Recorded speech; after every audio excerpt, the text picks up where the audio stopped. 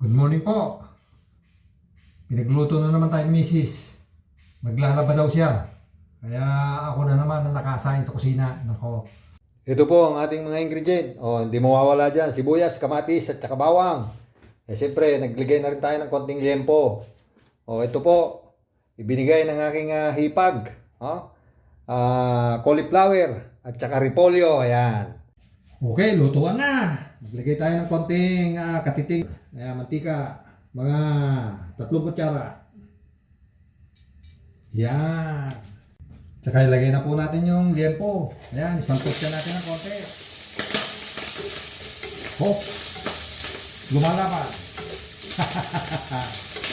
Ayan, may pananggala. Ayan mo, wala akong kalasag ha. Kaya kung magsasangkalan kayo, dapat lumalapad para may panangga. Ayan o. Proteksyon. Ayan, medyo nagmamantika na. Amuyin natin. Ayos na, medyo mapula na, mabango na. Isunod na natin, saka wala na, hindi na siya lumalaban. Pwede na natin tanggalin yung ating kalasag. Isunod na natin ang bawang. Ayan. Isunod na natin ang kamatis.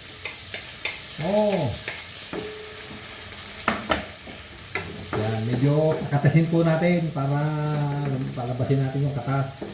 Para masarap. Ayan na po ang itsura ng aking niluluto. Ayan ayos na. Nagsabaw na yung kamatis. Okay.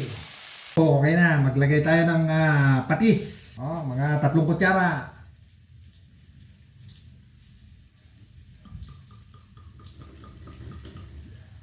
Ayan. Isunod na po natin ang cauliflower. Binigay ng aking hipag. Si Ma'am Emmy. Shoutout nga pala. Teacher po yun. Isunod na rin natin ang repolyo. Ayan. Ito po inugasan ko na kanina. Ayan. Lagay na lang ng lagay.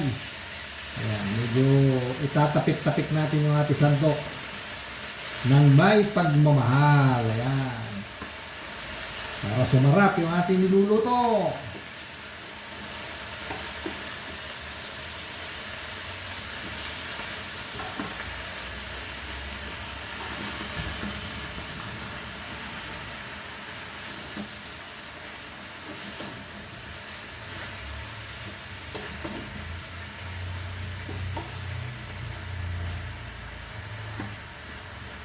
Repolyo, hindi ko na inilagay yung isa, tama na yung isa lang. Para meron ulit maluto sa susunod na pagluluto. Ngayon, magligay na po tayo ng 1 tasang tubig. Ito na po, yung 1 tasang tubig. Ilagay mo na yan. Mekos-mekos na konti. Takpan muna natin para maluto yung gulay. Ayan po, after 10 minutes, tignan natin. Ayos na. Tikman na natin. Kung ano lasa.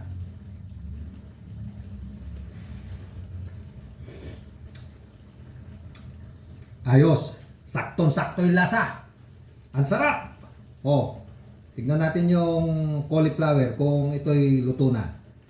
Pag ito'y malambot na, okay na to. Mainit. Kaya hipan muna. Ayos. Ang sarap. Grabe. Subukan nyo to. Ang lutong to. Ano ba pangalan nito lutong to? Ito siguro ito ay ginisang repolyo at saka cauliflower. Yan ang pangalan. Mag-comment na lang po kayo kung anong luto yan. Basta ako nakapagluto. Masarap. Yan na yun. Ipatikim na natin kay Mrs. Kakain na tayo, Mang. Sarap na nito ba, Papa? Tikman mo muna.